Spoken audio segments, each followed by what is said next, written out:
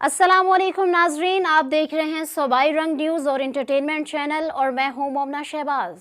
सबसे पहले नजर डालते हैं आज की अहम खबरों पर। Sargodha election flag march. Sargodha में अमनो अमान की सूरत हाल बरकरार रखने के लिए जिले पुलिस की जानिब से फ्लैग मार्च का इनेकाद किया गया। फ्लैग मार्च का आगाज डिस्ट्रिक्ट पुलिस ऑफिसर की क़यादत में पुलिस लाइन से हुआ। फ्लैग मार्च में जिला पुलिस, रेंजर्स, एलियट फोर्स और ट्रैफिक पुलिस समेत दीगर महकमों ने भरपूर शिरकत की। सरगोदा में अमनो अमान की सूरत हाल बरकरार रखने के लिए जिले पुलिस की जानिब से फ्लैग मार्च का इनेकाद किया गया। फ्लैग मार्च का आगाज डिस्ट्रिक्ट पुलिस ऑफिसर की क़यादत में पुलिस लाइन से हुआ।